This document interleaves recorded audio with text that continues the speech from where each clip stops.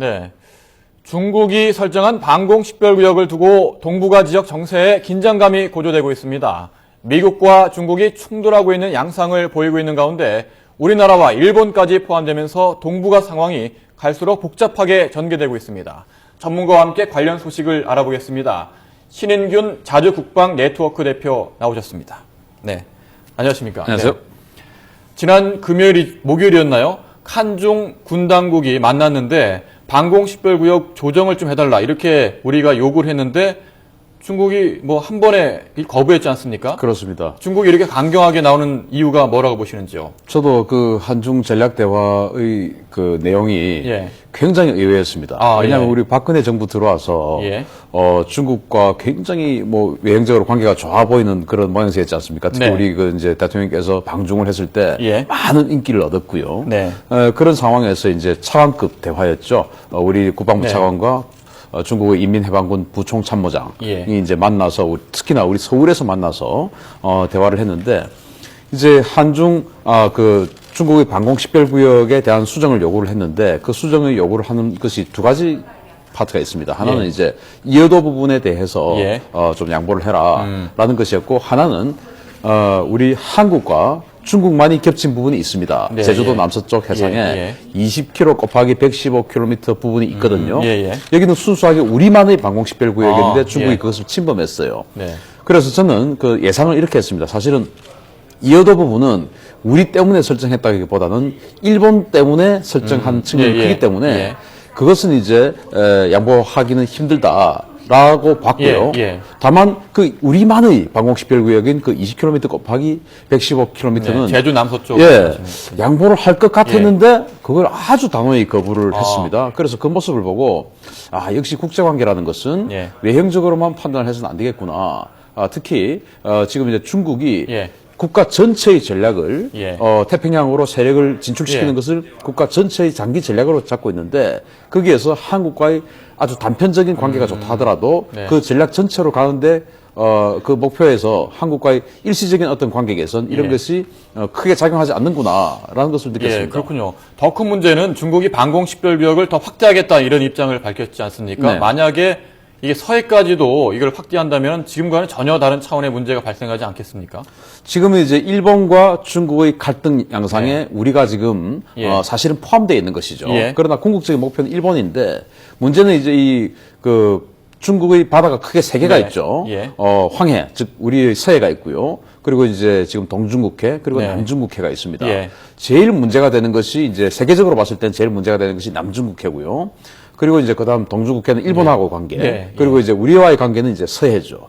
문제는 뭐 남중국해는 그렇다 치고 네. 우리와 직접적인 어떤 그 관계가 아니니까요. 우리는 이제 서해가 문제죠. 서해의 반을 잘라서 우리 한국의 방공식별구역으로 해 놓았는데 그것을 그동안 중국이 아주 그 잘 지켜줬습니다. 예. 그런데 문제는 그동안 이제 서해의 어떤 그 이지 설정 문제 이런 네. 이야기를 할 때 중국이 서해의 대륙붕이 황하에서 흘러나온 퇴적물로 구성이 되어 있기 때문에 서해의 모든 어떤 그 대륙붕 권한이 중국에게 있다라는 주장을 해왔었습니다. 그래서 그것을 좀 더 어떤 그 강화하기 위해서 예. 물론 법적인 구속력은 없지만 이 방공식별구역을 우리 쪽으로 상당히 침범해 들어올 가능성이 있다는 거죠. 왜냐하면 그것의 전초가 사실은 20 곱하기 그 115km 제주도 서남쪽 해상 거기가 굳이 전략적으로 크게 필요가 없는데도 불구하고 일부러 다리를 좀 이렇게 넣었다는 것은 앞으로 서해 부분에 상당히 잠식을 할 그런 전주곡이다.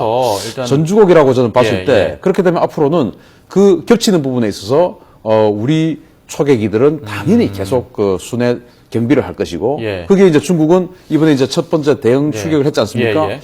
우리 초계기들이 정찰을 하는데 중국 전투기들이 날아왔을 때 이제는 이걸 어떻게 할 것인가 이런 부분에 대해서 고민을 심각하게 해야 할 필요가 있습니다. 충돌 가능성을 배제할 수 없는 그렇습니다. 형국으로 넘어가고 있는데 애초 이번 문제는 중국이 일방적으로 방공식별구역을 선포한 것은 일본과 영토 분쟁을 겪고 있는 센카쿠 열도, 이제 다오이다오 그 지역에 대한 분쟁, 그 문제가 불거진 이후에 나오지 않았습니까? 네. 그러다 보니까 일본을 애초에 겨냥한 것이 아니었냐 이런 분석이 나왔는데 이게 우리 쪽 이렇게 더구나 또 미국 이렇게 서로 연쇄 작용이 일어나는 것 같습니다. 그렇습니다. 이번 사태는 어떻게 전개될 걸로 보시는지요?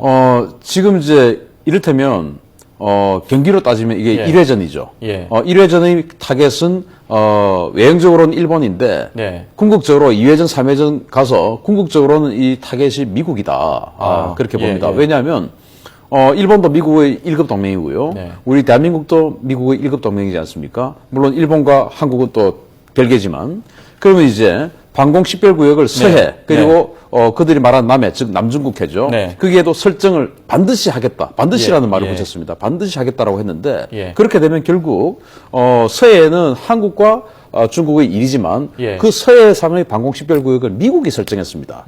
그렇기 때문에 미국이 그것을 묵고 한다면 자신들이 1951년도에 중국과 전쟁을 하면서 그때 중공이죠. 예. 중공과 전쟁을 하면서 중공기들이 넘어오지 못하게 설정한 것이 바로 서해의 방공 식별구역입니다. 예, 예, 예. 이것을 60여 년 만에 중국이 이를테면 무력화시키겠다는 예. 것이죠. 그런데 우리만의 방공 식별구역이지만 사실은 미국이 선언했기 때문에 미국이 그 개입을 안 할 수가 없죠. 예. 또 남중국해는 지금 그 남중국해 연안의 베트남, 인도네시아, 예. 말레이시아, 또 브루나이, 태국 모든 나라들이 거기에 지금 이권이 걸려 있고 예, 예. 거기 일본도 지금 남중국해 지금 분쟁 당사국이에요. 그러면 이제 미국은 당연히 이 남중국해를 대중국 포위 전략으로서 보호를 해야 되는데 아마도 중국이 지금 남중국해 영유권을 주장하고 있는 여러 가지 섬들을 봤을 때 예. 남중국해 전역이 방공식별구역으로 포함될 가능성을 배제할 수 없습니다. 아. 그렇게 되면 이것은 거의 아세안 전체 국가와 중국과의 대결 양상이 펼쳐지는 것이고 예. 그 아세안 전체 국가의 뒤에는 미국이 있죠. 그래서 궁극적으로 미국과의 경쟁이 본격적으로 시작됐다. 아, 그렇군요. 네. 결국에는 미국과 중국 G2, 네. G2가 동북아를 놓고 주도권 경쟁에 들어간 형국이다 이렇게 분석할 수 있는데 지금 이렇게 상황이 계속 악화가 된다면은 무력 충돌 가능성도 배제할 수 없다. 네. 이렇게 볼 수 있는 건가요? 특히 미국과 중국 사이 현재 같은 기싸움, 자국의 폭격기를 B-52를 무시하고 미국이 보냈고 거기에 대해서 대응 이번에 긴급 발진도 했고 이렇게 하다 보면은 긴장이 계속 고조되지 않겠습니까? 이 무력 충돌 가능성은 저는 굉장히 높다고 봅니다. 왜냐하면 무력 충돌이라는 것은 전면전은 사실은 모든 나라들이 예. 겁내죠. 그러나 국지전 즉 군인들끼리만 자기 영토가 아니고 멀리서 싸우는 그 네. 국지전은 예. 사실은 국내 정치적 요소에 의해서 얼마든지 결정될 수 있다고 봅니다. 예. 이를테면 지금 센가쿠 열도라든지 네. 이어도 남방 해역이라든지 이런 부분은 일본, 한국, 중국의 본토에서 아주 멀리 떨어져 있고 이를테면 해군끼리의 교전이 벌어지면 뉴스로만 접할 수 있죠, 국민들은. 네, 예. 그렇기 때문에 그것이 정말 그 상황의 심각성과 위험성을 국민들이 몸으로 체감하지 못합니다. 예, 그것은 예. 정치적인 결정으로 이루어질 수 있거든요. 네. 문제는 2010년도에 중국 관공선의 센가쿠 열도 진입으로 해서 네. 처음으로 이제 일본과 중국의 센가쿠 열도 분쟁이 본격화됐죠. 예, 예. 그때 이제 일본이 강경하게 나갔지만 결국은 중국의 히토류 압박 때문에 반도체와 자동차에 예, 들어가지 그렇죠. 않습니까? 예. 그것 때문에 일본이 이제 물러났죠. 그때 민주당 정권의 인기가 폭락해 버렸습니다. 그러면 지금도 아베 정권의 인기가 높지만 예. 다시 한번 중국도 사실은 지금 민주화 요구 때문에 이 어떤 그 정권 강화 필요성이 있지 않습니까? 예, 국민의 관심을 다른 데로 돌려야 할 필요성. 그런 것 때문에 외부와의 갈등을 유발할 필요가 있죠. 예, 예. 그 상황에서 일본과 중국이 안 부딪히려는 것은 저는 굉장히 확률이 낮다. 오히려 부딪힐 확률이 훨씬 높다. 예. 왜냐? 일본은 선거가 자주 열리기 때문에 또 중국도 지금 외부와의 예. 갈등이 필요하기 때문에 예. 그리고 또 전례가 또 있습니다. 2001년도에 미국의 그 신호 즉 감청기입니다. 네. 통신 감청을 하는 정찰기인 EP3C 정찰기가 예. 중국 하이난섬 근해로 이렇게 상공을 예. 비행할 때 예. 중국 전투기들이 가서 예. 요격을 했습니다. 요격이라는 것은 공격한 것이 아니고 나가라라는 경고를 계속했는데 아, 예. 미국이 안 나갔죠. 안 나가면서 예. 계속 정찰하는데 중국 비행기 가서 부딪혀 버렸습니다. 아, 밀어내기. 그렇죠. 밀어내기. 이를테면 하늘에서 밀어내기를 한 거죠. 예, 예. 굉장히 위험한데. 그래서 그 중국 전투기는 추락해 버렸고 미국 정찰기도 예. 불시착해서 네. 그 미국 정찰기 내에 있는 정보를 중국이 다 가져가 버렸습니다. 네. 그 엄청난 사건이 벌어진 적이 있었는데 그러한 무력 충돌이 생기지 않으리란 보장 없습니다. 그런데 저는 제일 우려하는 것이 미국, 일본, 중국 세 나라가 너무나 강하지 않습니까? 네. 그런데 뭔가 이 나라들이 뭔가 무력 충돌을 하는 모습을 자기 국민들에게 보여줘야 할 필요성은 있는데 너무 서로가 강하니까 불안한 거죠. 예. 여기에 우리 대한민국이 대타로서 선택될 가능성이 배제할 수 없다. 굉장히 우리는 이 부분에 대해서 예. 조심을 해야 된다라는 생각입니다. 이 군사적 충돌 가능성도 있는데 우리나라 과연 어떻게 대응을 해야 될지 참 걱정이 이만저만 아닙니다. 정부에서는 이어도를 포함해서 방공식별구역을 확대하는 방안을 검토에 들어갔지 않습니까? 네. 어떻게 해야 되는 겁니까? 이제 어제 그런 뉴스가 나왔고 네. 오늘 이제 뭐 거의 뭐 결정을 했다라는 이제 어젯밤 뉴스가 나왔지 네. 않습니까?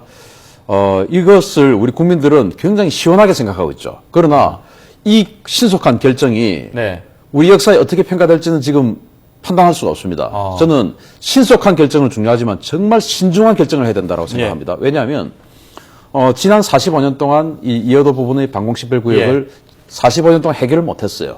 그런데 이번 국방부가 김관진 국방부가 정말 신속하게 한 방에 해결할 수 있다면 역사적으로 높이 평가받을 수 있는 결정이죠. 그런데 이로 인해서 그동안 못했던 이유가 있습니다. 이 방공식별구역을 이어도 부분을 일본이 건하는데 그것을 우리가 침범을 하게 되면 일본은 독도 부근의 방공식별구역을 침범하겠다라는 대응작용이 있습니다. 만약에 이 방공식별구역을 신속하게 우리가 이어도 부분에 지금 국민 여론이 워낙 뜨거우니까 그것을 잠재우기 위해서 그었는데 만약 그에 대한 반탄작용으로 독도의 방공식별구역을 일본이 그어버리면 이것은 역사의 오점으로 평가받을 수 있습니다. 그래서 정말 신속한 것은 시원해 보일 수는 있지만 이 신속한 것이 정말 신중한 결정이냐. 그리고 주변 국가, 특히 미국과 이 방공식별구역을 그어준 미국과 또 그에 대한 대응작용을 할 소지가 굉장히 높은 일본과 협의가 된 상황이냐.